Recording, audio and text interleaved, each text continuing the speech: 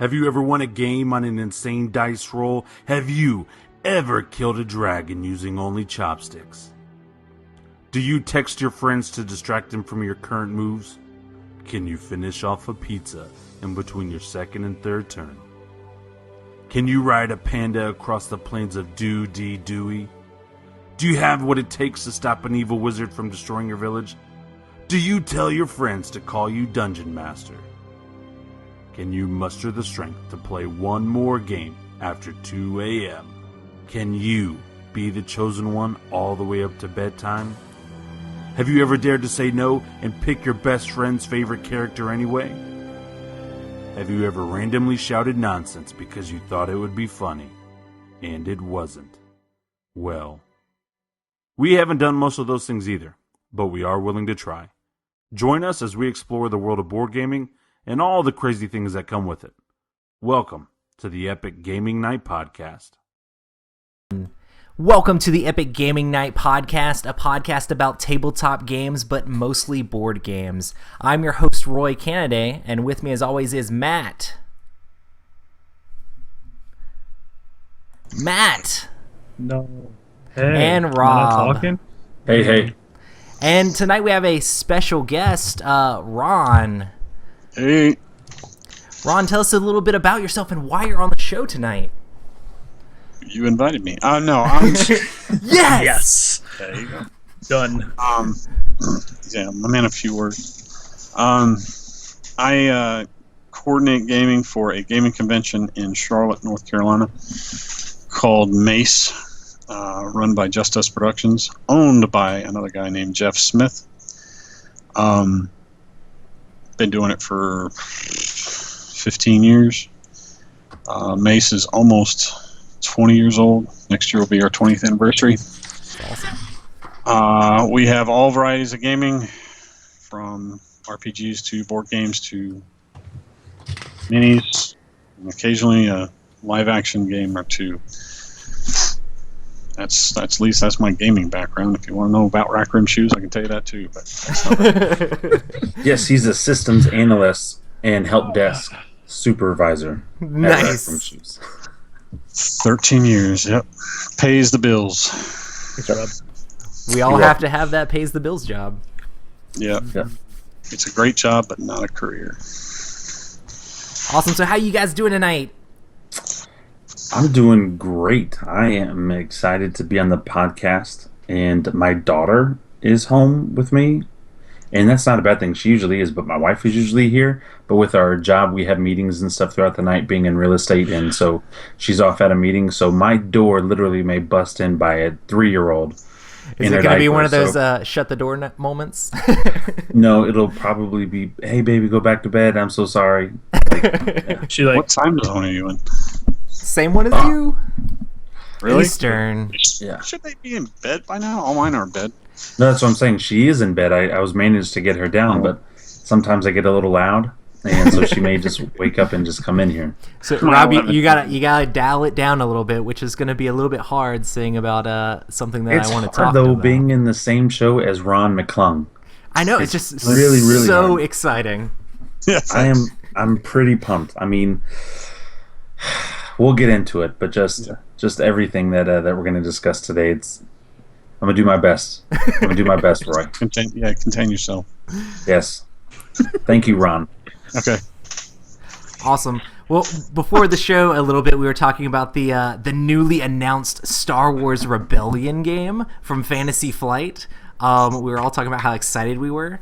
It looks like it's going to be like a asymmetrical. It looks like it's mostly 2 players, but it can be played up to 4. And one side is the Imperials, and the other side's the Rebels. But it's got like resource management and all sorts of crazy stuff. What did you guys think about seeing that? It looks like it's going to be awesome. Period. And it's mostly episode 4, 5, and 6, from what I can tell. Yeah. It looks like it's going to be absolutely amazing. Did you guys read the details about the political influence? Yeah, that's the stuff I'm excited about. It looks like War of the Ring mixed with Twilight Imperium 3. Yeah, I was going to the War of the Ring thing because I've played that multiple times, and that's such a good game. Yeah, it's a great game. It simulates every aspect of the game, of the books, and I'm wondering, can they simulate every aspect of episode 4, 5, and 6 in a game, that'd be crazy. And I mean, that makes it a must-buy. I mean, it looks crazy. Yeah, budgeting now. I know, that MSRP of $100. Start saving your pennies. Yeah. Or just come play my copy, because I am excited. I will be getting it. It just made me excited, like, just seeing, like, because they have, like, 2 Death Star minis. It's like they have the Death Star that's completely done, and then they have the ones, like, still in construction. You're just like, it looks so they awesome. have the 4 and the 6 Death Star, which is amazing. Yeah. And then you see the AT-AT Walker? Yeah. I mean, come on, that looks so good. It makes me so sad because, like, it feels sort of like War of the Ring. Like, the rebels are going to be, like, on the underside and just reading the stuff. It's like, oh, the Imperial's going to have, like, tons of, like, military, and, like, all their ships are, like, huge, and they got Death Stars and all these Star Destroyers and stuff. And the rebels are like, we got a little X-Wings and like, an A-Wing. Like, we got to go there against... was a Y-Wing, too. We got to go up against those guys. They've got spunk, though. Yeah, the cool thing is they get to do all the all intrigue stuff and trying to get the planets to join the rebellion and stuff like that, which looks really exciting. Yeah, they get to engage in terrorism? Yeah, they can blow up whole planets. I mean, that's all I care about. Oh, but Matt, here's the thing: murder people. if you blow up too many planets, the other planets will become sympathetic towards the rebellion and help out the rebellion. So you have to be careful. There's a limit on how many planets you can blow up at a time, as far as I can tell. I mean, that is awesome. I just want to go total rogue and just like blow up every planet. That makes me think of like the political track in like War of the Ring, like we're talking about. Like, hey, you go to war with these people, then they start heading towards war and stuff like that. If anybody's played War of the Ring, awesome. Awesome stuff. So our topic tonight is going to be all about MACE. But before that, let's talk a little bit about what we've been playing. I know we had a big Gamma World game day, and that's probably mostly all we've really played as a group here. We played the new edition, D&D edition of Gamma World. It's not that new anymore. It's a couple years old. Nope. No, that's 4th edition D&D. Yeah, 4th edition D&D, Gamma World role-playing game, and we just had like a Halloween thing. I haven't played a role-playing game in like a year and a half, 2 years almost. So it was really cool to run. With you. I know, like, I have kids, man. Like, the thing about role-playing games is, like, they take a constant commitment of the same people back to back to back to back, and you just have to be able to pull that together. And that's why I've switched a lot over to board gaming, because you can have random people drop in, drop out, do whatever, and you can play a bunch of stuff doing that. But we did a cool little one-shot, which was pretty fun. What'd you guys think of that, and think of the role-playing Gamma World system? How about you go first, Matt? It was fun. I've already played D&D, so it was everything I expected it to be. I didn't. Unfortunately, I had to leave, so I didn't get to stick around for the ending. So I'm not sure what happened. I'm assuming Rob came into the ultimate evil there and started trying to talk to it. You became the horse tamer. That's what became of your character. Neat. Yeah, we ended up having you wait outside the temple. Sounds good. And there was a black hole that got formed inside of the temple. The guy who was creating all the black hole stuff was the mayor's brother. And all of a sudden he gets sucked into this black hole. And so we decide to tie a rope around AJ and throw him in the black hole to see what he can find. Awesome. But Hector decided on his own just to jump in. And his reasoning behind jumping in is, well, I have night vision goggles, so I should be all right. So Hector jumps in. Yes. And Fantastic. so Hector jumps in, and AJ can't see anything, but he's feeling around. And so he grabs Hector, and he has like 1 minute before we pull him out. And then he grabs the brother, and by bringing the brother back out, it closes up the black hole. And they got a glimpse of what was coming, and it was not good. So it was like a good thing the black hole closed. Thousands and thousands of basically those other dimensional creatures with no eyes and like tentacles and all sorts of weirdness. Yeah. Hey. But Ryan, we have a buddy named Ryan who he's not on drugs that I know of, but and I really don't recommend like Ritalin or Adderall or stuff like that, but he needs it. Ryan needs it. There was this grass thing inside of the temple where the grass just kind of like waved around and moved around in the temple, and if you were like an inanimate object or something and you sat there long enough, the grass would eat you. So Ryan decides, because he's like a Chewbacca character, to go lay in the middle of the grass and let it massage his body. So as we're fighting and doing all this stuff, he's just laying there getting massaged by this grass and then trying to ask us to come and jump in the grass with him. And he was trying to slowly devour him. He was pretty adamant about how great this grass felt. And so it was just, it was weird. Game World's weird. That's what we've learned. I mean, I enjoyed it, but I don't know if I could ever trust Ryan in a real life situation. That's the best thing about role playing. You learn, whether they know it or not, some very interesting things about your friends. Okay, Ron, this guy is weird. I mean, he's a lot of fun, but this guy, I love Ryan. He's always the wild card. That's the best part. I laugh every single time he's around. I have a good time, but I literally in the back of my mind saying, don't trust anything he says. Don't trust anything he says. He's also really good at being like the traitor in some of these games too, so it makes it... Or not being the traitor, but convincing everyone that he is the traitor. Yeah. Ron, have you ever played Spyfall? I have not. But I've played other traitor type games like Shadows over Camelot. Nice. Battlestar Galactica. Those are awesome games. Have you played the Game World system at all? I know you've done a bunch of role-playing. I stayed away from the D&D 4th edition. I was one of those haters. Yeah. There was a lot of them. I grew up playing 2nd edition Game World with my dad, like back in the day, and that stuff came out like back when he was in college. So that's about when I started playing in college, and I played one or two one-shots. That wasn't much there, but yeah, you definitely have to be into the whole crazy, weird mutations and powers and stuff like that. Yeah. And as kids, we were super into X-Men, so it was just like mutants, yeah. Yay! Not quite what you're thinking, but yeah, exactly. It's different. Now I think more like if you ever watched, and this ages me too, Thundar the Barbarian. Yeah, exactly. That's the kind of thing. So getting back to staying on the theme, most recently played some D&D 5th edition. Nice. Which I absolutely love. I've heard tons of good things about it. It's fantastic. It's a very fun game. I played 3rd edition a lot, and it turned into more of number crunching. Mm-hmm. And it graduated to Pathfinder, and that was intentional. Mathfinder,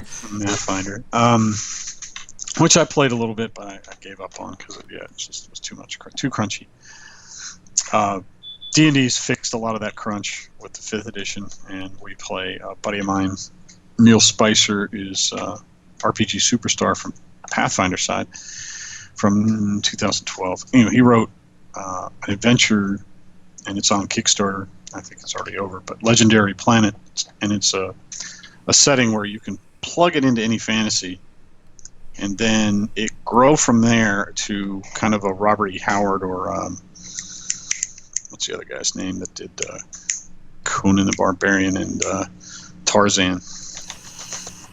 Anyway, or John Carter on Mars type thing. Nice. Where you are now on other different planets, and it's magic and sci-fi kind of mix. That's awesome. Yeah, so I'm running that at MACE. I'm running the intro adventure for that, so I'm play testing that with some friends. Last session will be this Friday. We're just kind of toying around with it, but 5th edition I've been playing off and on quite a bit. Does it have like spaceships and stuff like that, or does it have like rifts through? It will. I think it will. But right now, they use. I think they're going to be using like magic stargates and stuff. Yeah. But he's got new races that are really cool, and bringing in some tech. That's a good little mixture of magic and tech, and it's got a lot of potential. And I know Neil, the guy that wrote it, he's really into the sci-fi, but also he wrote a lot for like Gamma World. Nice.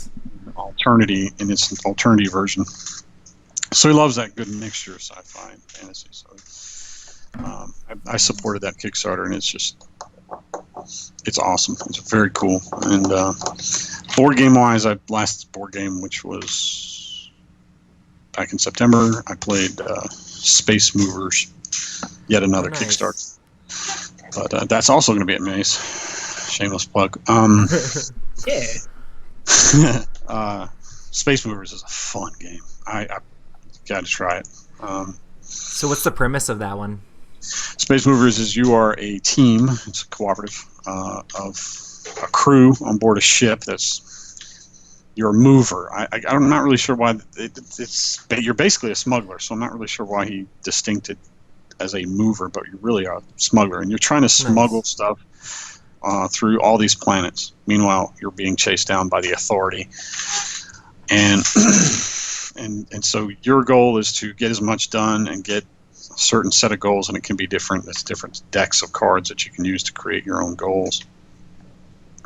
But the magic in the game itself is the dice system, and you're allowed to. You have to keep it within the box top. Yeah, I saw something about that. Yeah, and you can. There's a physical side to it where you can not if your teammate rolled a bad roll, you can knock its dice and change the value. And then the last die you roll is a blank die, and you can knock that and create this kind of a pool type situation where you're knocking dice around to get the result you want collectively. That's awesome. It seems pretty interesting and unique with the whole inside of the box top thing. Yeah, it's quite fun, and it's very cooperative, and just very imaginative. People from Kernersville, Kevin and April Cox, they made it, and they're from Carolina awesome. Folks. Yeah, great people. Yeah, we definitely like to support local gamers. We'll have to check that out. They have a Kickstarter for their expansion out there now. Nice. Are they going to be demoing that one at MACE? Oh yeah. Awesome. One of the other games that I've played, as far as board games go, I played the Marvel Legendary game, and I played the Villains expansion. I don't know if you guys have... I know Matt's heard of Marvel Legendary, but it's like a deck building game, sort of like Dominion, but you're using superheroes to build your team.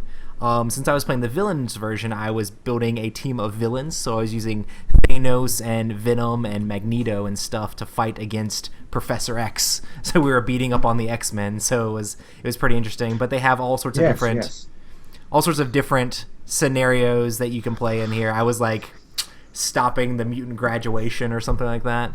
So playing as the bad guys, it was pretty fun. That's on the schedule actually. They've got not only that, the Predator and Alien version of that. Yeah.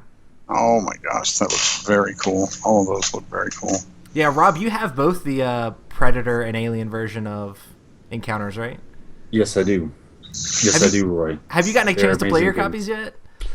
I have not, and let me tell you, there are so many freaking cards that you have to sort and put out and everything like that. It's just... Have you not sorted the cards? Is that what you're trying to tell me? No, because I've got about like 30 games in front of that I need to sort. Now, I took the plastic wrap off, but I haven't necessarily sorted the stuff. I buy a lot, and then I think about playing my games that I bought, but I haven't necessarily played them. So Rob is an acquisition addict. We're trying to get him to actually like bring some of the games over and play them, so he can work through all those. My wife would accuse me of being that as well. It's really bad. I started the year with a collection of a little over 40, and as of today, I'm at 119. Yeah, you've passed me by now, Rob. It's not good. I got to play Predator at Gen Con, and it was actually a lot of fun. But man, we sat down and sorted those cards for that, so I definitely understand what you're saying. Yeah. Oof. And with my daughter running around and stuff like that, yeah, it's just because she's like, "Oh, Daddy," and I'm like, first of all, don't look at these cards because then you're going to be screaming, "Oh, Daddy," at night when you go to sleep because some of them are kind of scary. Yeah, Predator. And second, you're going to run off with them because she wants to play and she's not allowed to play. So, and I love my daughter. We just play Princess Tea Party Time. We don't play Predator blow your head off time. Hey, that's good. That's good parenting. Get them But started. I did play Zombicide recently. With your sorry. daughter? No, but I played with my wife, and she has never played a game like that, and she actually enjoyed it. And so that was like super cool to be able to play Zombicide with my lady, and we had a good time. Myself and a friend were the only ones that survived. She ended up dying, and another buddy died. But yeah, it's good times. Love that game. So in that game, do you lose if some people die, or does everybody still win? It depends on the mission and the objective. Like the mission that we had is we had to complete all the objectives, and we had to one character minimum had to exit the area with at least one can of food, one can of water, and one bag of rice. Gotcha. And so I knew, you remember Steven from Twilight Imperium, he was getting ready to die. He put himself in a bad place, and we added in the zombie dogs, which I recently got, and they move so fast that you just can't outrun them. And he got stuck in a corner, and so I took his can of food, and then me and another buddy named David, we just took off, and we were like, hey, shoot as much as you can, make a lot of noise. We're going to run behind this tree over here. Be the sacrifice for us, guys. Thanks. No, you had it right. He was the sacrifice. He was the sacrifice. You had it right. And he did it, and we ended up getting away, but they were like right on our tails, those zombie dogs. And what's so tough about them is if they're in a group of other zombies, they get targeted last. So they move 3 spaces, they jump on you real quick, they get to do 3 actions. It's rough, but we had a blast. I survived, so I feel good. Awesome. That's all that matters. Awesome. Right? Well, we'll get into our topic tonight, which is going to be MACE. Oh, yeah. What does MACE stand for? I was not in the committee naming it, but it was created by Jeff Smith and a group of his friends back in the late 90s. Stands for Mid-Atlantic Convention Expo. I always make fun of that because that's kind of a double negative, it's kind of redundant, let's put it that way. So I try to get him to do, change it to MAGE, which would be Mid-Atlantic Gaming Expo, but he didn't want to. So he's already got that cool MACE logo and everything.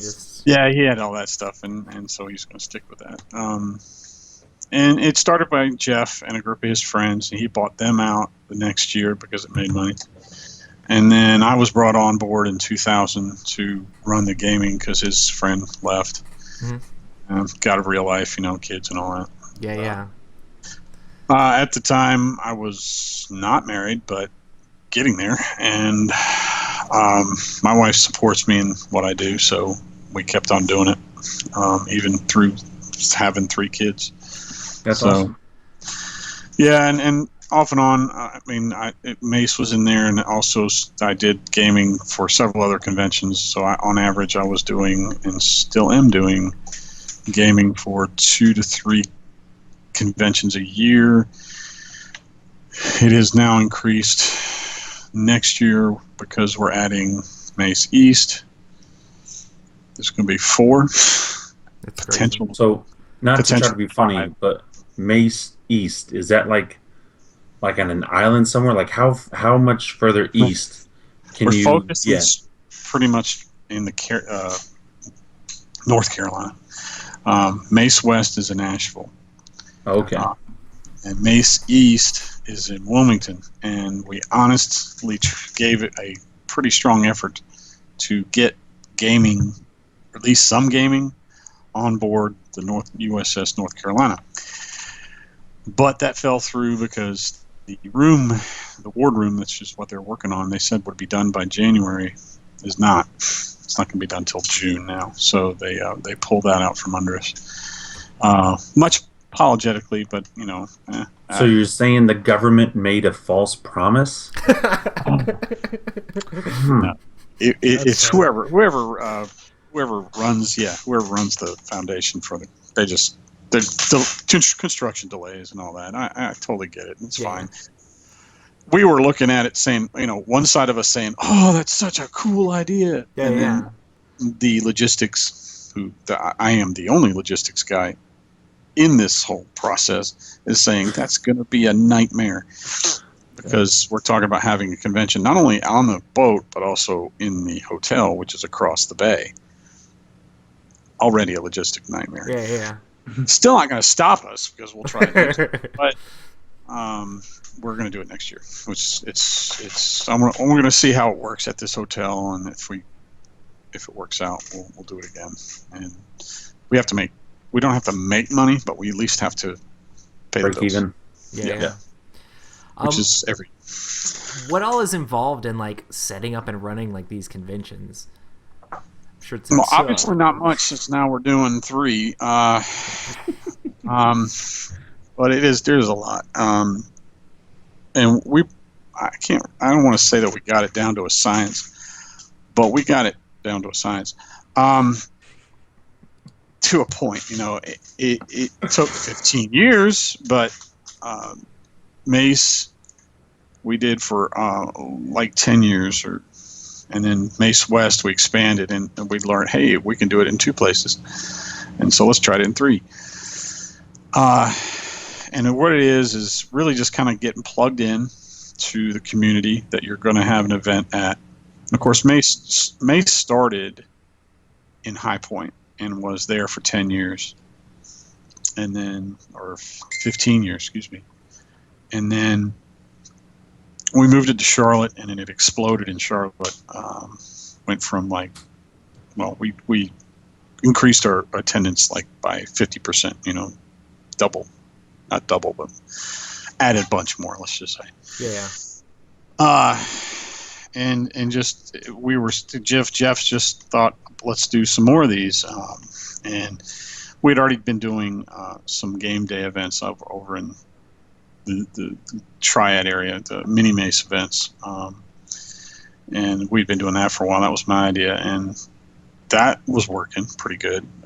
So why not try MACE? And MACE West started in Hickory, and then we moved to Asheville. And really just, like I said, plugging into the community, finding the leaders, because there always are leaders within the community that either run demos at a game store or run the organized play like Pathfinder Society or D&D Adventurers League, and just kind of bring them in and first of all convince them that we're not some shyster or something, because well, you do come across, and that's one of the things I was worried about going into Wilmington was, are we the carpetbaggers or something to these people? And some communities are very closed knit and don't just want to do it on their own. Mm-hmm. And it's like, okay, but like Wilmington was phenomenal. It was good people, and they were so welcoming. And same with Asheville. Asheville's got a booming gaming community up there. So That's before awesome. I never knew that. Oh yeah, you can find a game anywhere up there. But the thing is, you got to make sure that community is thriving. You can't go into a dead community and expect a gaming con to happen. Yeah. It's just not going to happen. Then it's just herding the cats and getting the GMs. Like right now, I'm just starting with MACE East. We haven't even gotten to MACE, and I've already started working on MACE East. And it's because it's the weekend after New Year's Day. And it's getting the GMs to, when you get the GMs, and when I say GMs, I don't mean just RPGs, I mean board games. Anybody that'll host a game for me, then more people will come. So you build it, they will come. Most of the time. So Wilmington is going to be a big risk because we don't have as much of our regulars coming, so we're going to have to rely more on the locals. Yeah. Gotcha. And they've been awesome so far, and it's the schedule's just coming together, starting to look good. Probably some War Machine, some HeroClix. I got a lot of space to fill, and it'll be some good games, I think, to start with. We'll have a good first year. That's awesome. But yeah, it's just getting a system down to schedule the games so that they can see it, that you can understand it, and then giving them the three basic things: what, where, and when. Mm-hmm. So, what are they going to play? When is it? And where is it? If you can get those three basics, gamers are happy. Can I ask a question that's kind of not on topic, but I mean it's on topic, but it's just not in our questions? Is it out of my LinkedIn? It is not, Mr. On-site technician at Geeks On Site from October 2008 to September 2010. Waste of time. Sorry, go ahead. So my question is, what kind of games, or what's the lifeblood of MACE? Like, some conventions are card games, some conventions are RPGs, some conventions are board. Is this, or some are miniature? What can I expect? Because this is my first time ever going. I know what you're talking about, and I've been to a lot of gaming cons, and I won't say I hate, that's a little strong. I just don't like to pigeonhole, and I want to appeal to everybody. Mm-hmm. We're kind of a big tent, and so we let the community kind of guide us in whatever direction they're going to do. Honestly, because it's funny you asked that question, is the MACE, when it started, had a label without my ever intending to be of an RPG convention. Mm-hmm. And I said, no, it's not. I have tables. Sit down and play them. I'm not stopping board gamers from playing. What's stopping the board gamers from coming? So I hit them for many. There are a lot of RPGers that are also board gamers. Excuse me. Mm-hmm. So of course we had a lot of those, but we didn't have of course there was the Euro phase, and didn't have a lot of those Euro snobs coming in or anything like that. That's right, Euro snobs. Yes. That's my own personal term. Nothing wrong with those. I mean, not that there's anything wrong with that. But they finally started filtering in, and now, holy crap. You can't. Yeah, I was going to say, last year, the board gaming room, because I was like demoing like a game I was messing around with there, but like there was just tons and tons of board games. Tons of board games. So do you just walk in and play games, or do you bring your own games? There's a lot of scheduled games. Well, and that's another thing is yes, that's the answer I give you. There are conventions that they get pigeonholed as a board game, like what is it, Dice Tower and or Dice Tower Con or those other ones. Origins has now been nailed down as a board game, more of a board game than role playing. I don't want that. And then what I found is the best way to not be pigeonholed as one of those is adapt your system, whether it's a scheduling, to work for different types of gamers. So if you want them scheduled, they're there. If you don't, bring your game, and you can find a hole and place it down and grab players. Mm-hmm. So I've tried to make it as adaptive as possible, so that those people that like to pick up and have no strict schedule can just loosey-goosey walk in and play whatever they want. While meanwhile, if they want a strict schedule and they want to have it down on paper on their tablet or whatever, it's there too. So that's awesome. It took 15 years to perfect, but it's there. But the problem is, you try to please everybody, it turns into a pretty confusing mass. And this year will be probably the biggest schedule I will ever have. I put them on these big cardboard posters, 4x4 feet, and I usually have 4 of those. I usually have 4 of those. Now I'm probably going to have 8. That's crazy. So how many events or games do you think you have scheduled? 500 or 475. That's crazy. Do you know what the attendance for MACE is going to be this year, or the people who've pre-registered so far? And do you know how many are coming now since they found out we're going to be there? I heard personally that there are now more than 1,000. No, I'm just kidding. No.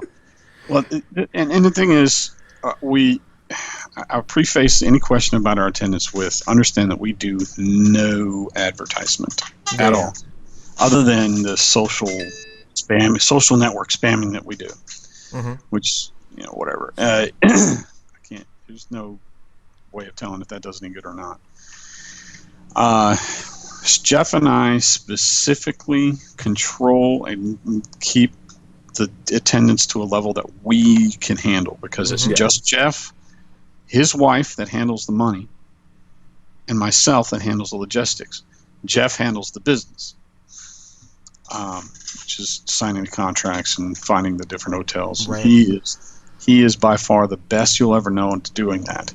He has other conventions going to him, asking him to do the contracts for him. That's awesome. So, knowing that, we limit ourselves to under 1,000. So last year was 650, and we're very concerned about this year as far as attendance, because it may be more than we can handle. Yeah.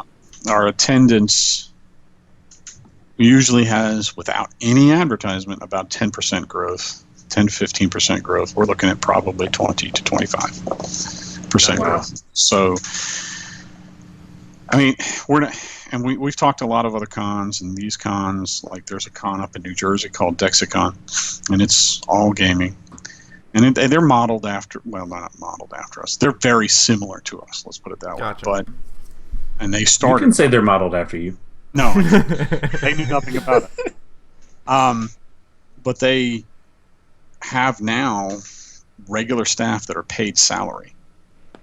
Okay? Dream job. Yeah. Hashtag dream job. But and we talk to them and we work with them for like play to win and stuff like that, but they have a full budgeting marketing budget, and they're at the 1,500 1,800 range. So that gives you an idea. If we actually did any advertising, we might get more, but we don't want that. We're about quantity. No, sorry, we're about quality, not quantity. And our quality of gaming, you talk to anybody, is well, better than most. Let's put it that way. Especially in the region. So.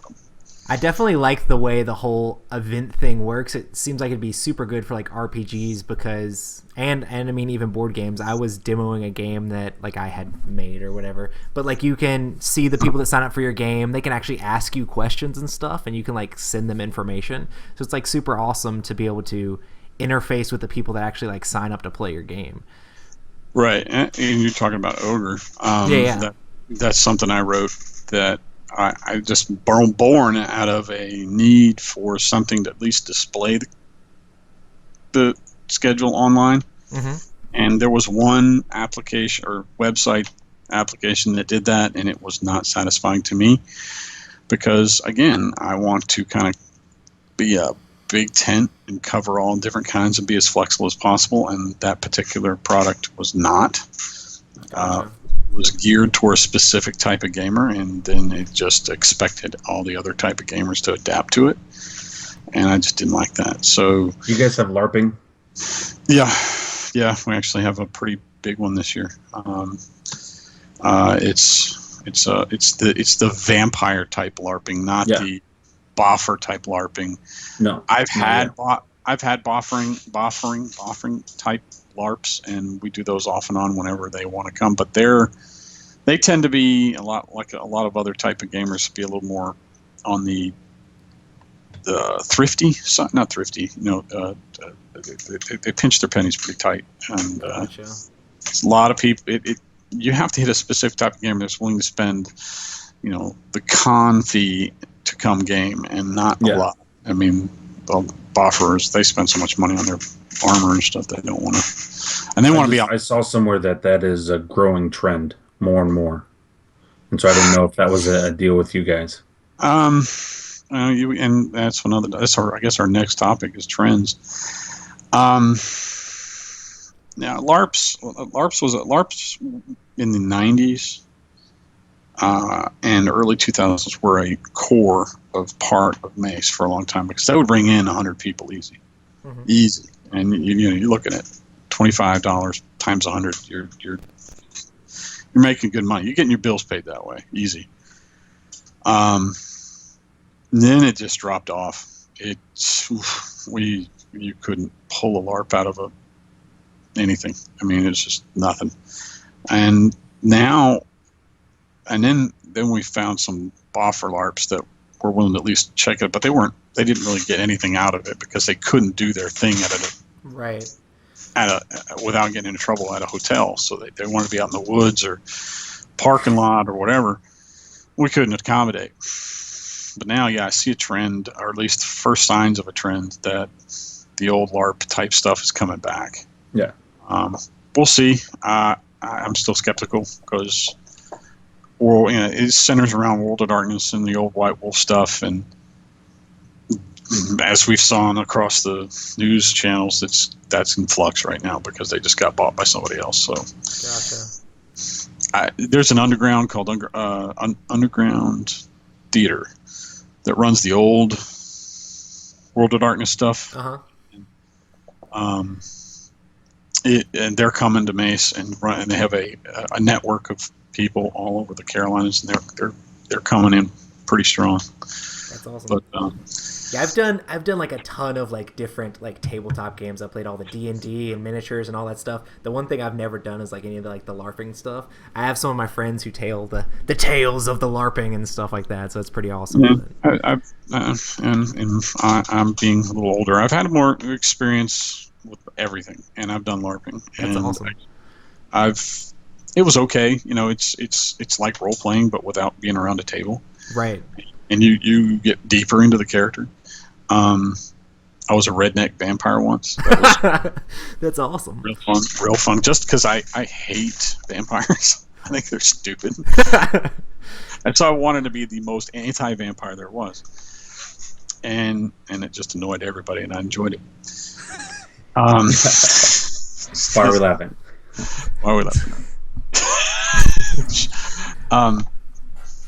But then I also wrote several for the conventions I used to do or still do for like Stargate. I love Stargate, one of my favorite shows of all time. That's awesome. And we did some Stargate LARPs that were off. I gotta say off. It does sound pretty crazy. They were off the hook. But it takes a lot of work, and I can't do it anymore. Yeah, it's too much work. So way more work than the tabletop stuff. Way more work. So, but other than that, have you seen the trends in board gaming going up? Yeah. That is what's amazing to me. Is that a lot of it is because we came to Charlotte, and Charlotte has a really strong board game community, but maybe it was just timing. I don't know, because for the first time, I'm giving more space. They've expanded so far that they're taking over some of the role-playing game space that I have allocated, because some of these games are so big they take rounds rather than the rectangulars, and so it is a lot. And of course, Kickstarter doesn't help. I mean, well, it does help. Kickstarter's got everybody and their cousin doing games, and so they're coming. Let me play test here, and I love it. I mean, it's very cool. And people love playing the unpublished stuff, and it's just like, oh, I get to do it first, But wow, man, I'm shoehorn. I said that one time on Facebook. Shoehorn's the word for the day. I got to shoehorn these guys into the tables, because it's just so many. And some want 2-hour slots, some want 3, some want 1. I'm like, and then there's Twilight Imperium, which needs a all-day slot. Yeah, and I lobbied for that. I love TI. Twilight Imperium is like my number one game, but I don't know if I could play it at a convention.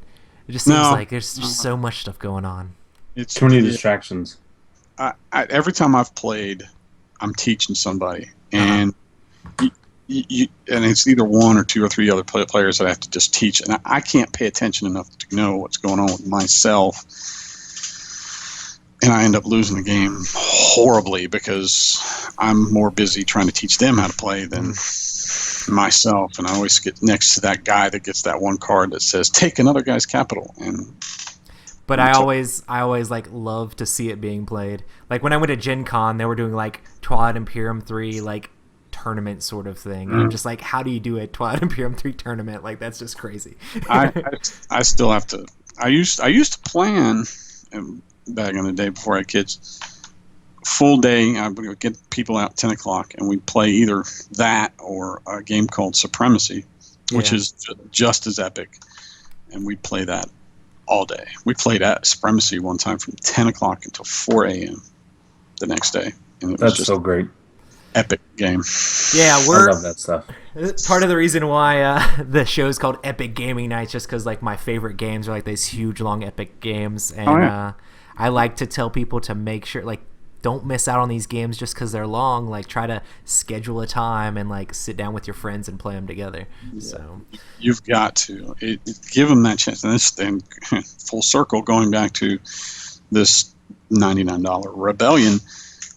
You know that's epic. Yeah. I mean, nice. I think it's supposed to be like 4 hours, so it's gonna be, it's gonna be like War of the Ring-ish. I feel so. Yeah, that could be short if you're unlucky. If you know what you're doing, it can be shorter. Yeah. But it's also going to be on my shelf, and I'm excited. And that will be a game I will play. Where are you guys at? We're in Winston, man. We're like an hour away. Yeah, we need to play some Twilight. Yeah, we went to Mini Mace when we had it up here. Oh yeah. They had it in Kernersville. So that's one of the rare times I actually get down to play. Is that was that the very first time I played it? Was that with Tim? Was that the first time you played it? No, you played it before. That was at another thing. So Mini Mace is when I messed you guys up in Shadows over Camelot. Oh, you jerk! That's right. Shadows is awesome.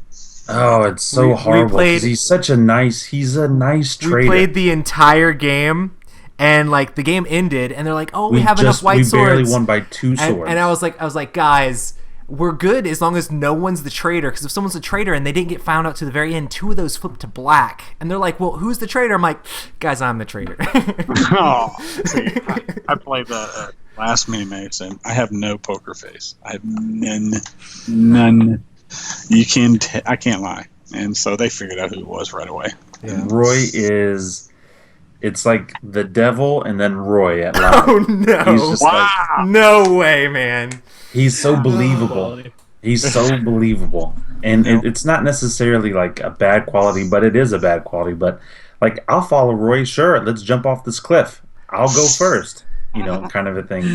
What I do is I convince myself that I'm good, and then I just roll with it. And then just like halfway through the game, I'm like, it's time to mix it up. Bad. It's time to be bad. Let me look at my card again. Oh yeah. Good, bad. I'm the guy with the gun. Well. So we've learned not to trust Roy anymore. So what kind of suggestions would you have for anybody who would try to put together this sort of convention thing? First of all, have a good amount of money in the bank. I'm not lying. I'll tell people right up front. You've got to have disposable income, probably $2,500. Gotcha, because you got to like rent the hotel and all that stuff, and you've got to be prepared to lose money. Is what I'm saying. Gotcha. You've got to be prepared, and if you can't pull in the people, you're gonna pay that bill. Yeah. Mm-hmm. You pay the bill in the end, so. And you might have to put some money up front. 9 times out of 10, you don't. If you've got somebody like Jeff, you don't put any money up front. And you make some promises. You say, I'm going to get this many rooms. Mm-hmm. You give me the rooms, the convention space free if I get that many rooms. And then you work your butt off trying to get those hotel rooms sold. Awesome. And then if you don't, then that's where you're paying the bills. And It could be upwards into $11,000. I've had a contract that could built us at $11,000, and so you've got to be prepared. Got to make sure attendance is up. Yeah. So, and that was another convention I worked at. I did the contracts for that. But Jeff is a whiz at it, and he makes money, so much money now that we're doing. Like we did the MACE cruise as well. Yeah, that's awesome. Yeah, which we did that this year, and it was fantastic. We did a little bit of gaming, but it's really just partying with your gaming friends and talking gaming mostly. So That sounds amazing. it is amazing, and we're planning the next one in 2017. And it may not be a cruise; it may be an all-inclusive place just to hang out, like Jamaica. Yeah. Or whatever. So, yeah, just pretend you know what we're talking about. Yeah, oh, Jamaica, the hangout thing. I really enjoy that too. You're going on a like gaming style cruise thing, aren't you, Matt? Yeah, I think it's the Joko cruise. Not sure if you're familiar with it, but I only saw one gaming cruise. I don't know what it's called, but Is it like a video game thing, Matt? Or no, it's board games. oh, nice. Thank you for the invite. The guy who puts it together is Jonathan Colton.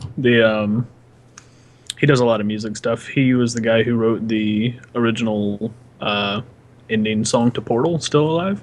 Oh, nice. Yeah, so it's just like him and like a bunch of like comedians and artists, and like Will Wheaton shows up, and like there's just a bunch of just nerdy people that get on a boat and do nerdy things and just go around islands getting drunk and doing nerdy things in tropical places.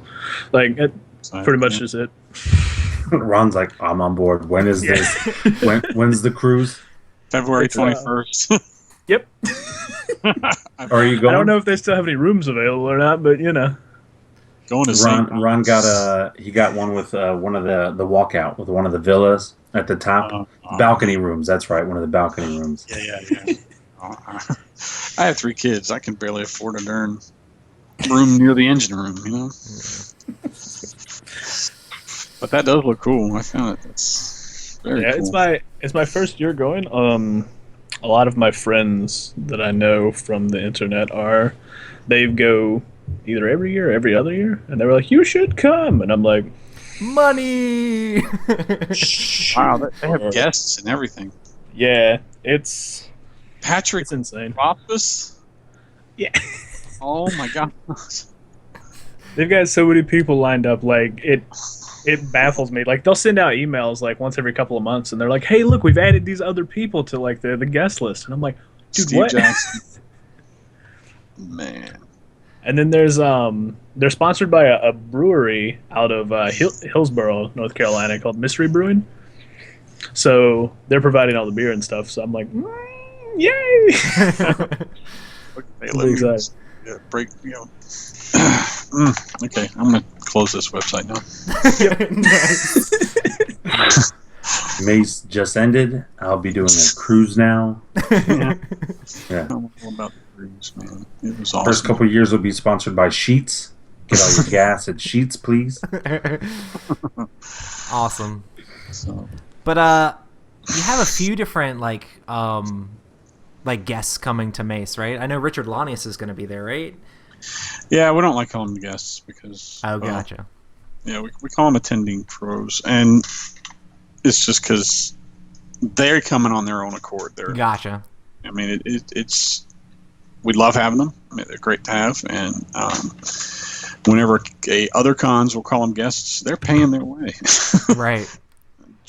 Jeff and I don't make that much money at this, and this is a hobby to us. Right. We don't. I mean, we're not here to make $1 million, and we're not here to pay anybody's hotel room other than our own, really. So they're coming on accord. So yeah, Robert, how do you pronounce this? Or what'd you say? Richard Lanius. Yeah, Richard Lanius. Sorry, it's late.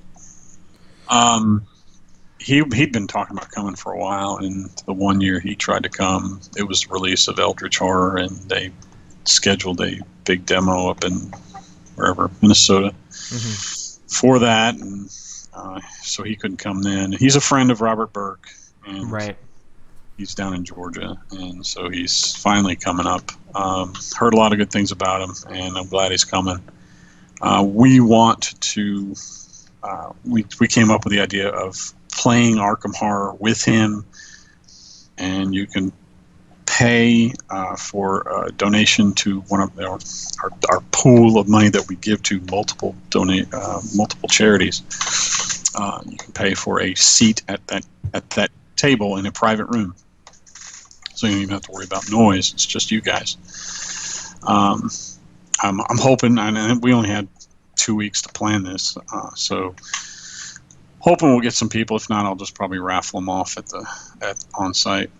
But what day is that happening? Saturday night.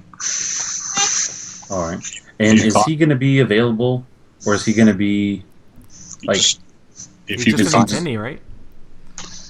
He's not going to be off in some room doing that the whole time. No, that's just for the 8 o'clock slot, and then he Okay. goes once. We don't do autograph type stuff. If you know what he looks like, and you grab him, talk to him. Oh, I will grab him. Watch out. Hooray! No, he and the guy's got a lot of cool experience. This game is Arkham Horror alone's got a lot of history. Yeah, Arkham is one of the games that really made me want to switch over to like board gaming, seeing like what board games could do. That and Battlestar Galactica just made me be like, board games, yes. A game that was better than the show. See, like, his Exactly. universe. Whoa, bro. The new version or the old version? The new version. I hated. You better shut your mouth. The I'm new sorry. version is amazing. No, it was not. Yes, Ron. I feel like the Ron, first season bring was it. good, and then I got It's, bored. The new version was absolutely amazing. No, All the it way was- through to the end? Okay, I'll give you this. The first season was a little slow, and once they got I thought past the first season was religious the stuff, best part. no, when it ended and when it got dark and bleak and when it got like just rough, that's when it got all the way back to amazing. the beginning. Do you want to get on some serious nerd rage? Because Bro, I am a Battlestar Galactica fan. That's the only show that I actually own the entire series of. I own that series. I love BSG. I've seen it all the way through watched. 4 times. I've watched every episode. And Me I too. want- 4 times. I wanted a refund for my time. Oh, man. Ron, we're having technical difficulty with Ron. Guys. Sorry. Somebody is taking over. If you're going to spend 3 episodes on the most boring aspect of the love triangle of Starbuck, I about puked. I mean, it's like, oh my gosh. And then she goes off into this strange. I mean, it's like I didn't have. She's a enough. mythical creature. She's a phoenix. Nobody can have her, bro. Nobody can have Starbucks. I'm sorry, I didn't take enough acid during that episode. I don't do drugs. I'm just that crazy. But it was a great episode, man. Because is she alive? Is she a ghost? What was going on? Is she an angel? Rob's But you know who Cylon. my favorite? Spoilers? Spoiler much? Hated it. Hated it. No. Rob's got the Cylon bug. It turns out she was. A I Cylon. like the original. She was not a and silent. I wanted to see, and that whole aspect made me sick. I was like, who cares? I don't care if everybody's a Cylon. I didn't care. By the first season, I was like, I don't care about these people. If they blew up right now, I'd be celebrating. I mean, there's nothing redeeming about any of those single characters. You just thought they were all evil? No, they're just boring. Who was the scientist guy? I Worse can't than remember evil, his name they're now since boring. I'm trying to think of They're him. boring. The one time it got my Who? attention was Did when you say, Matt? Is it Baltar? Was that what you were talking Yes. Baltar. When Baltar had his threesome, that was what got my attention. He actually turned out to be one of my favorite characters. His whole road to redemption and everything. I really liked Baltar. Wait, what? He was redeemed? I don't remember that because it was just so boring. I lost him. I swear, I'm sorry. I don't mean to. No, it's hey. Okay, here's the thing. I was considering getting my picture taken with you. Now I don't think I will. Now, I don't think I will. You And if I saved do- yourself, Ron. You saved yourself. I mean, Congratulations. I think I'm gonna cry, but not. You, first of all, you can ask a lot of people. I'm a good hugger. It's warm. I just get all in there. And man, you don't like BSG? You said you liked the original, I right? own the original. I own the original. I was a passionate fan of the original. Gotcha. And it was 80s cheese or early. Yeah, it was cheesy. late. I loved it though, and I love Buck Rogers. I grew up on that. And then when the good stuff came out, you don't know how to handle it. I didn't see any good stuff, so I don't know what you're talking about. It was crap. It was such crap, and it ended horribly. It ended so bad that it was like, I'll give you that. I wasn't crazy about the ending, but that's the Sci-Fi Channel for you. They're horrible at ending shows. Yep. they're horrible at making shows. And then what did they do? Create Caprica, and that was like, Oh, but they canceled it after the 4th episode, so the last 2 episodes were like thrown together of just like extra footage that they had. They literally canceled that show. Like, I think it was around episode 3 or 4. They're like, yeah, we're done. We're only going to show you a couple more. I think it's funny because I played the Battlestar Galactica board game before I ever watched the show, and I'm like, oh, this game's cool. There's like hidden robot guys, and then I watched the first episode, Roy, don't jump on Ron's train. No. I was all like, oh man, this is awesome. It's just like the board game. This is like the show's just like the board game. And then after I watched the whole series, I was like, I'm pretty sure I like the board game better than the show. I was right there with you. I'll tell you what. I'll give you this. What was it? What was it called? Blood and Steel? Mm-hmm. That's what I wanted Battlestar Galactica to be. Yeah, with all the dog fighting and everything like that. All the craziness. The true gritty. Yeah. It was awesome. I enjoyed that. I mean, the setting was great. It's just the story bored the living crap out of me. But then, the Blood and Steel was awesome. Razor, that was cool. Love that episode. Love that, mini series. That's right. Razor was the mini series about the dog fighting. Blood and Grit. Wasn't that when Adama was younger? Yeah. When he was a Raptor pilot. Yeah, that was what I wanted to see. More of that and less 90210. So hold on. Crap. You're telling me when I think it was at the end of season 3. Listen, I'm about to get emotional here. At the end of season 3, when they all said, when Colonel Ty and all of them were in there, and huge spoiler alert.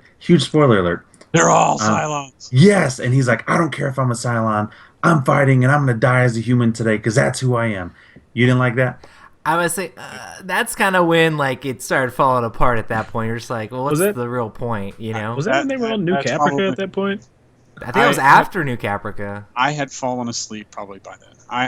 It was after New Caprica. It was well after New Caprica because he killed his wife for being a Cylon. The last 2 seasons, I was falling asleep by about 30 minutes into it because it was just I didn't care.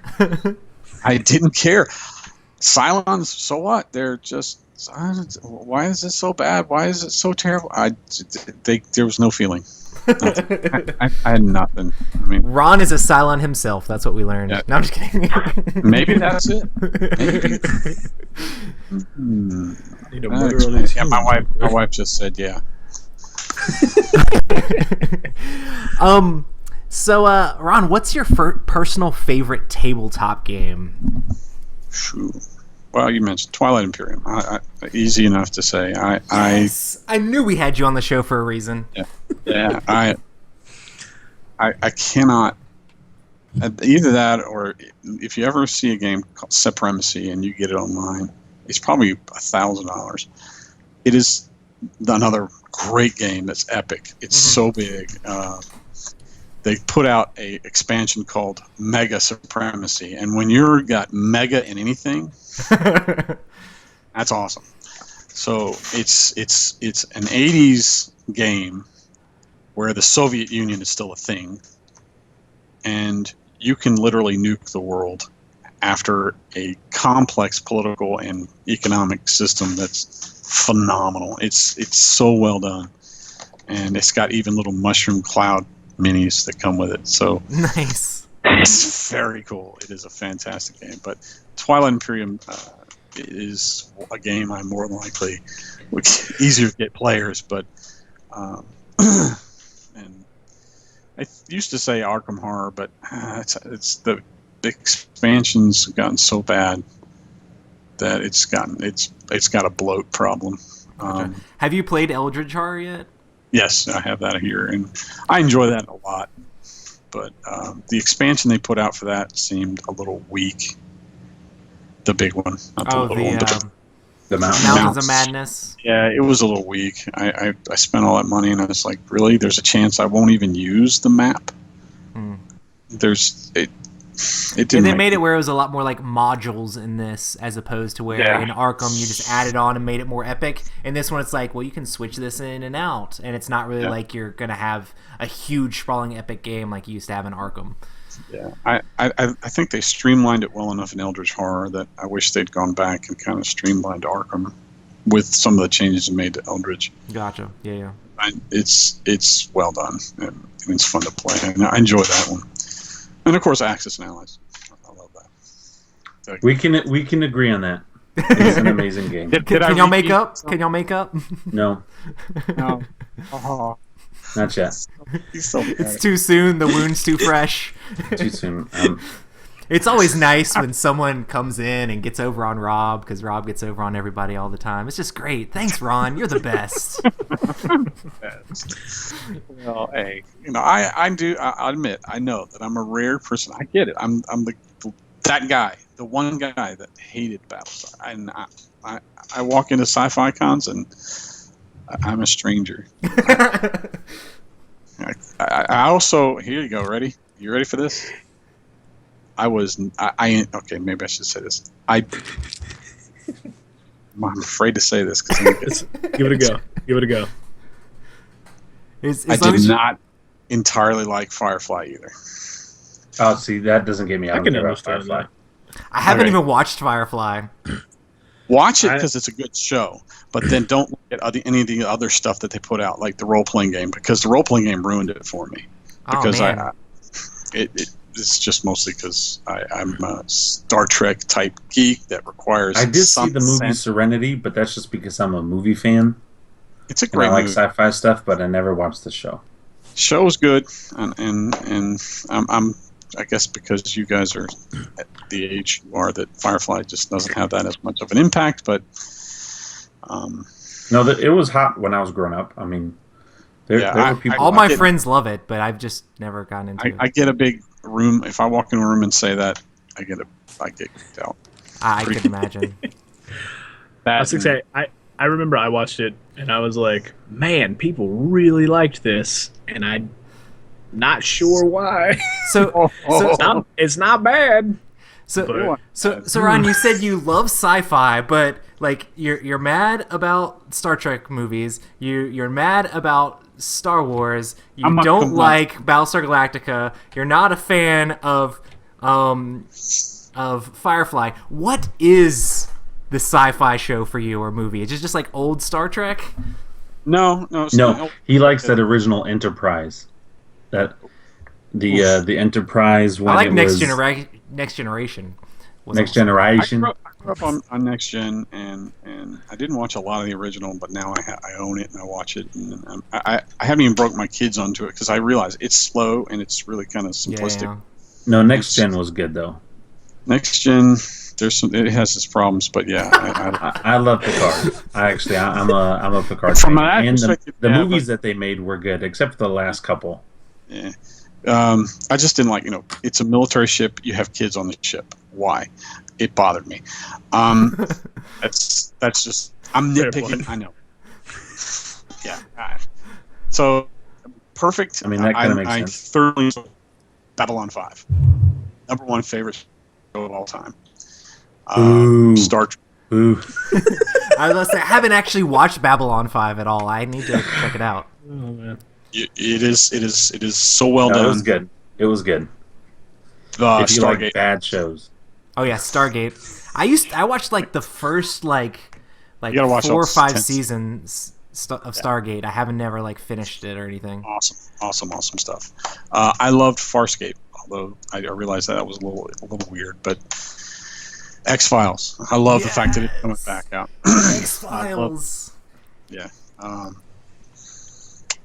Recent stuff. So that I can at least get into the millennials. The 2 shows that were out, Killjoys, very cool show. And what was the other one? Dark Matter, very cool show. Yeah, I just got Nice. finished watching Dark Matter on Netflix and was like, okay, That was I can jam to this. This is good. Yeah, I was exactly that same way. I was like, I feel like I'm 20 again, because it's fresh writing, and enough fun, but also enough darkness that you just kind of it was awesome. I definitely had to check that one out too.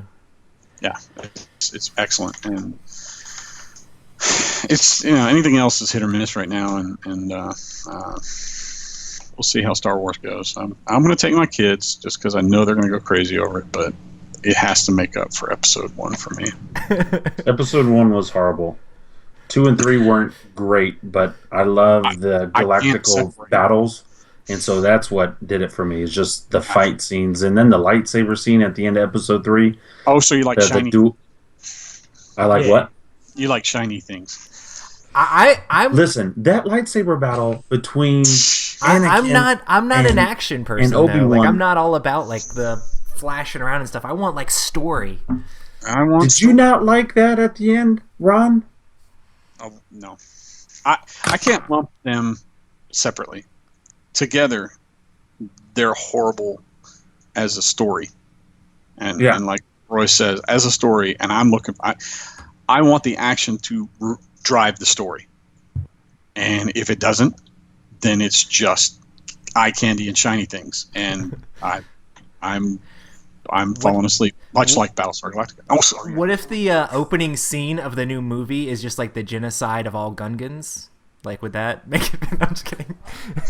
they just ruined. You almost had me there. That would. I'd be okay. Genocide. But Jar Jar Binks, they might deserve it. No, I said this on my Facebook. Just remember, Jar Jar Binks' initials are JJ. So exactly, JJ Binks. Yeah, just remember that. And to his credit, I enjoyed a lot of some of the works of JJ. I mean, I loved Fringe. Excellent show. Yeah. He had a short-lived show called Alcatraz. Very cool concept, but people couldn't. It got canceled after the first season. Was that the reality show? No, Alcatraz was. It had Sam Elliott, not Sam Elliott, the guy from Jurassic Park, the original. Okay, I know you're talking about the doctor. Yeah, no, his Sam something. Anyway, and he was a guard from when Alcatraz was open, and they had a incident where a bunch of the Alcatraz prisoners got transported into the future. That's crazy. Right at the time when Alcatraz was being closed, and so they were hunting down these guys, and no one knew why it happened, and so that whole story arc, and it's just great little catch kind of idea, kind of to bring you in, but then they just didn't run with it right, and it just kind of got redundant and boring, so it got canceled. But JJ is a great idea guy. It's just his follow through has been weak, especially in the Star Trek area, and he totally ignores anything that's ever been done before in the universe. But he always said he's more of a Star Wars guy anyway, so he did turn Star Trek into Star Wars. So it really is Star Trek Wars, and so I have a little more faith in what he can do for Star Wars, but not much. I don't know how we keep on going back to him. I'm gonna email you after I see it. I just want to know your thoughts. Do you really? Yeah, because I imagine it to be one line, maybe even one word, and just all caps like sucked. Or and the thing is, I'm already. I don't know how much spoilers you guys dived into, but I don't care about spoilers. I'll read and I'll see, and that I'm already kind of starting to lean towards the negative because of what they've talked about and what the big weapon, the new Death Star, which is called the Star Killer. All they did was take the words and flip them and then come up with a synonym to death. And it's not a moon anymore. It's a planet. Oh, really? That's a lot of resources. Like in Twilight Imperium, how many planets do you have to exhaust to make that? Exactly. It's like, wait a second. The Empire is collapsing, and so how do you get the resources? Gotta tap those. They must have a lot of trade goods. Trade goods. There you go. I just, again, it's if that is all it's going to be, and it's going to be like that, the shiny and explosions. If it's just explosions and lens flares, it's got to have that story, man. That story. That's what I want, and that's why I'm a role player. That's why I like playing role playing. And I did Star Wars, the role playing game, for 5 years, 10 years, something like that. Oh man, we did so many epic stories. It was awesome. And you're like, once you go to a movie and your role playing games were way better than the movie itself, it's just like, man, we could write this. We could write this better. Yep, that's what it was. That's pretty much it. I was like, golly, I could have done that better. My 5-year-old can do better than that. That's awesome. So, is there anything that you want to talk about or promote, or anything coming up at Just Us Productions? Well, I mean, of course, with MACE, we've got a ton of stuff. Yeah, I can't even go through the list of stuff we're doing. Except for I'd love to get players for that charity Arkham Horror game, so that Richard doesn't sit there by himself. That'd be embarrassing. But we got MACE East first in January in Wilmington, and then MACE West in March, which I just got an email before I logged on here with you guys that the hotel's almost sold out for MACE West already. That's awesome. That's awesome. Which is scary because we're running out of space over there, and there's no other place other than the Biltmore that we can go. Which you could always go sit in the park downtown, just try to do some outdoor activities. What gamers do outdoor? You're crazy. I know. Got to be LARPers. Everybody, grab a boffer sword. That's right. So no, just I'd love to make sure that people come out to MACE and see what it's like. Understand that it is quality over quantity as far as I'm concerned. So do you have specific months when each one of the conventions goes on? MACE is always in November, or? Yep. MACE is always the first or second or third weekend in November, usually the second. We did have it one weekend where we got booted on the weekend of Halloween.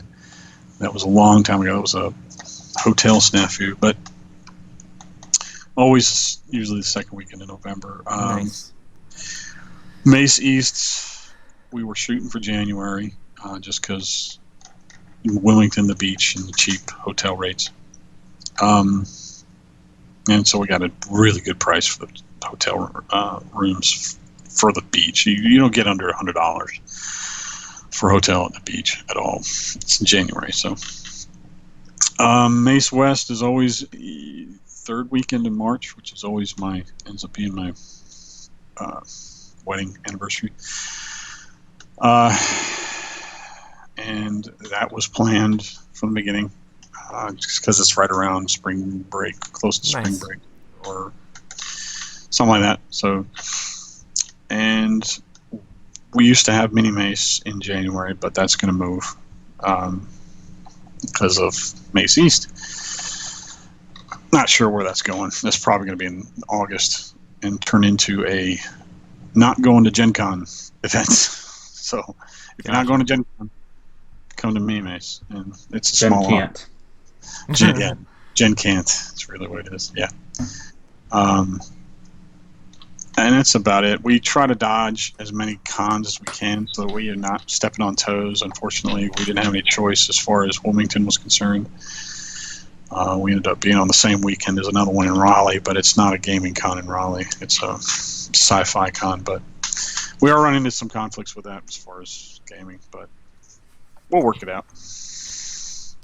Awesome. What sci-fi convention? Is it a Battlestar Galactica sci-fi convention? No, it's more of a general sci-fi convention, Illogicon, run by some friends of ours. But any decent people there? Like guests, or? Yeah. I don't know. I didn't look beyond that. You'll have to look it up. I'm not here to advertise them. No, I understand. Quite honestly, I got into the running sci-fi cons a long time ago. Ran one for 11 years, and politics got so bad that it's not worth it. It's really My not. buddy goes to a lot of the zombie ones. We're Yeah. trying to get all the autographs of all of the cast of The Walking Dead, and I've got a couple, and he's got a couple. I got one. I think I got one. It was one of the zombie actresses for the pilot. But yeah, those are fun because you get to dress up and do the zombie stuff. But Yeah. we have that in Charlotte with the zombie walks and all that. I know some people that do the makeup for that stuff. But got out of that 4 years ago, and I just want to stick with gaming. Put my energies into gaming. Awesome. That's what I enjoy. Well, I guess Gaming that's is fun. I guess that's pretty much going to be a podcast. Pretty long one. Yep. So, Sorry. thanks, guys, for checking out the podcast. We stream these on Tuesdays at 9 p.m., and that's at twitch.tv/Epic Gaming Night. Make sure to check out our Twitter and Instagram at Epic Gaming Night. And, Ron, where can they find you? In my kitchen. Oh, you mean, not on my LinkedIn. I don't look at that. You can do justusproductions.com, which is us, and I have my own personal website, but I put a lot of my crazy stuff and sometimes offensive stuff up there because I have certain political leanings that most people don't agree with, and I just use it to vent. So seawolfsden.net if you ever want to look in that direction. And I have all my role-playing game stuff is up there too. That's awesome. Yeah. But yeah, Just Us Productions is probably your better off bet. Always up there. And then Facebook, I'm always on Facebook. Awesome. Well, thanks for coming on the show. It was a ton of fun. Yeah, thanks for being and putting up with us. Yeah, Putting up with Rob. that's the big thing. It's putting up with Rob. Yeah, well, you just found out that I'm a curmudgeon of certain sci-fi, and you have to understand that I'm older and I'm right and you're not. So Nice. so just go with the experience. Thanks. All right, thanks. Peace. Cool. Where's So the- that's the whole podcast. So then Wow. I'll take the audio An hour, from that 20. and figure out what to do with that. But yeah, so we're good. Okay. Thanks All for right. coming on the show. Sure. Now I'm gonna go watch my Gotham Oh yeah, man. Make it happen. Ooh, that's right, Gotham was on. last night. Hopefully Mace goes good for you guys, and we'll be there. Yeah, It'll be there Saturday, right? I'm pretty sure Ron, you have to be there like the whole time, right? No, Ron will be there, but We'll be there I Saturday. I can only go Saturday. Yeah, I'm planning on going Saturday. All right, I'll be there. I'll be by Saturday. I'll be wiped out, but Yeah, I bet. What time do you guys open?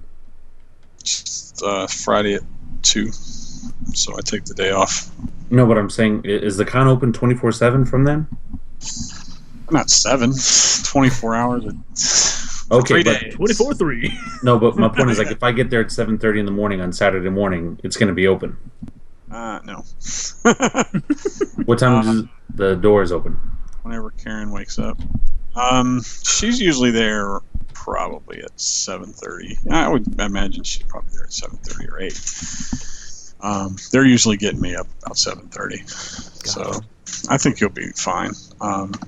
But no, where the registration will get open early enough that everybody can get to their sessions just fine. Gotcha. And you just have to pick up your badge, and that's at the convention registration, which is not the first thing you see. The first thing you see is me, and that's gaming registration. There's a little box office booth that's further into the convention space. That's like where you pick up your badge. It's at the same place that it was last year, right? Right. And we got a little different layout because last year we had to make room for a college football team, Gotcha. and this year there is a college football team coming, but they're not staying at this hotel, thank God. So, like for instance, the board game room that you were in, Roy, is not the same. It is what it was 2 years ago, which is a massive ballroom called Lake Shore. and it's where I'm putting everybody there. So all the main board games are there, and then there's more breakout rooms that have others, and then there's the miniature games and larger board games over here. So it'll be spread out, and you can actually look at a map on our website. Yeah, I'll definitely have to check that out. Because here, I'll send you the link. Hold on. Awesome. Because it's what the hell? They just announced the election results for Charlotte. There's the schedule. That's not what I want. There it is. It's intimidating when you walk in, but it's not that big a deal. I mean, if you've navigated Gen Con. which is, and believe it or not, very similar to Origins. And their layouts are somewhat similar. I mean, they have a very large convention space. Gotcha. There's the link to the layout. And it's just a big PDF, but it's one of the larger places that's attached to a hotel in Charlotte. There's only one other place nearby that's bigger, and it's just more expensive. Wow. So it's a considerable amount. 21,000 square feet. So, any big company dealers coming, or well, a lot of like independent little card shops, or mostly independent stuff. And part of the reason I have to preface all that discussion about our attendance is because most of the big companies don't come or don't even give us the time of day because of our low attendance, because Gotcha. of we're under 1,000, and we intended to be under 1,000. We have no desire to ever be 1,000, and most cons will go, what? You know, I'm like, well, no, we don't want to make. We're doing it for the people. Yeah, we're not doing this to make $1 million, and you know, unfortunately, that means that if we start losing money, we're done. Or if but we're not. We've never lost money. I mean, even Mace West in its lower days was breaking even, and if it did lose money, Mace made up for it. That's awesome. So we got any company that we get is coming because they're local enough that it doesn't cost them a lot to get here. Pinnacle Entertainment Group, they write Savage World role-playing game. They have 2 or 3 of their not executives, their directors are in Hickory. So they come down and do big events with us because we're their home con. 8th Summit card game company, I think they're out of Georgia. They're coming up because they know Robert Burke. Gotcha. Robert Burke pulled them in. Robert Burke lives in Gastonia, just 30 minutes away. Right. So we're just pulling the locals. Duncan Davis of Sherwood Games, he's in more towards you guys. Well, maybe Raleigh. I think he's Raleigh. He makes card games, and That's cool. he's coming. Made us his home. So we get mostly for dealers. We get mostly local game stores and stuff like that. So, and but like I said, quality over quantity. Awesome, man. Well, that's an awesome service for the board game community. So. Well, I'm glad you guys enjoy, or you, Roy, enjoyed it. You other two will enjoy it. Well, they went to Mini Mace, so. I love board gaming. Anytime anybody gets together, I just I love it. So I know I'm going to enjoy it. Yeah. It's a good time, and it's great fellowship with friends, and and it's great. I like it because I bring my kids in to see a good community of people that are just wholesome, not morons. Yeah. And the one year it was on my son's birthday weekend, and we brought him in. He was just turning, what was he, 6? We brought him into the auction when we did the live auction, and they all sang happy birthday to him. That's cool. 300 people singing happy birthday to my son. And, we would sing happy birthday, but I'm guessing he's probably in bed. Yeah, he's in bed. He's in bed. He had a good day. He's all about the Skylander Giants. I don't know if you guys know what that is. Yeah, they get them. They get them at a young age now, man. On those, basically games. a collectible miniature game that translates into a computer game. Yep. Yeah. So we will sing you happy birthday on March 7th. Back with the LinkedIn profile. Always got to bring it up. Yeah, I do actually do my own. I don't know if you call it a con, but it's a game event on my birthday weekend or somewhere around that. And my parents have a big house over on the lake, Lake Norman. Wiley. Oh, Wiley. Okay. Lake Wiley. Yeah, and the basement has my pool table. I bought a pool table a long time ago and then moved and didn't have room for it, so they built a basement for it, literally.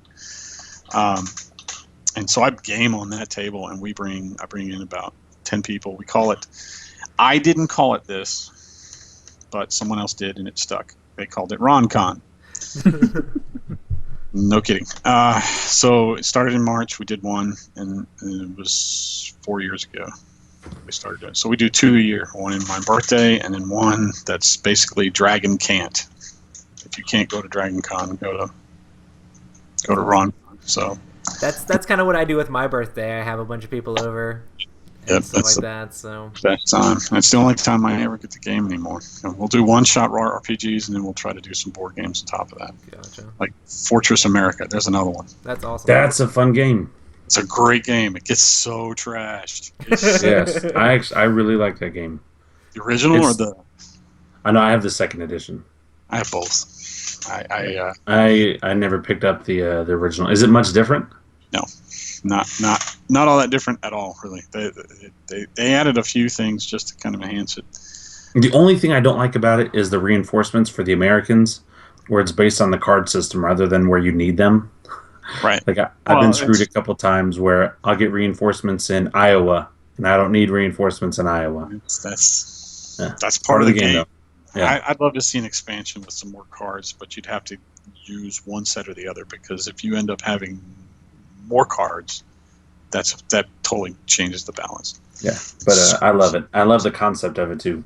I just changed one of my games over on MACE's schedule to Fortress America, so that's on the schedule now. That's awesome. What day? Is that on a Saturday? Let me check. I forget. No, I'm running 3 games. I'm running one D&D, and then 5th. Yeah, D&D 5th, and then a game called I Spy. Have you ever played that? You want to talk about backstabbing? This is perfect for you, Roy. Oh my gosh. It's a spy. It's spies set in the 18th, right prior to World War I, and you guys every player is a spy, and you're not revealing who you actually work for, but you're trying to increase the influence of your own country without revealing what country that is. And Gotcha. going incredible game, Kickstarter. We got it free for the cruise. Jeff figured out how to get us free games for the cruise, and that was one of them. Fantastic. That's awesome. Fortress America. Sorry, it's Friday night. Wah wah. Wah, wah. But I can, instead of I Spy, if I can't get any place for I Spy, I'll whip that out again. So, and that's Saturday night. I'm a huge Ameritrash fan. So I love it. Love it. Yeah. I mean, if you ever watch the Dice Tower stuff, yeah, his podcast. I was going to bring that up, but I didn't want to bring up in a competing podcast. Oh, they're not on our level. They're not on our level. Yeah, right. But you see, you talked about Zombicide, and I not a fan. Not a fan. And they I'm saying it's a button smashing video game turned into a board game. It's all it is. Exactly. The one time I played it twice. Once, it was absolutely impossible. There was no way we could win. Second time, it was entirely too easy, and it was like, there's only 2 extremes to this game. I Did sold. you play the same mission? No, it was two totally separate missions. Yeah, the missions matter depending on the easiness of it. My feeling is, and they said this on that, it was a list of games, top 10 games that are overrated. Gotcha. Yeah, Zombicide's on them. Yeah, and Zombicide is overrated, and I feel like that's true because it was just because it had nice little crunchy bits. The minis were great, and that's all it was. I would buy it just for the minis, but I did buy it, but I sold it like a month later. Whenever I have one of those days where I really don't want to think, but I just want to put a chainsaw in one hand and a sawed-off shotgun in the other, and I just want to run around blowing up stuff, that's my game. I play Talisman. That's what I do. I play Talisman for that brainless. Yeah. Talisman is Zombicide is my brain. It's a hack and slash. It's an easy premise. My kids and I play Talisman, and it's just beer and pretzels. D&D is what we call it. That's awesome. Yeah, I played Talisman with my 9-year-old brother-in-law, and he enjoyed it. He enjoyed it until he got stuck in the swamp for too long, and then he's like, I'm done. my son, who just turned 8, still doesn't like getting killed. It's so easy to die in that game. Yeah. He's like, I'm not playing anymore, and just walks away. Yeah, when they're at the younger ages, I had to be like, okay, well, we can bring it back out later. Hopefully, you don't want to force it on them. No, you have to bring a new character right now. No. Yeah, we haven't done that in a while though. We need to do that again. It's fun. It's awesome, man. Okie doke. Well, I got up at 3 a.m. this morning, so I need to go to bed. All right, man. I'll talk to y'all later.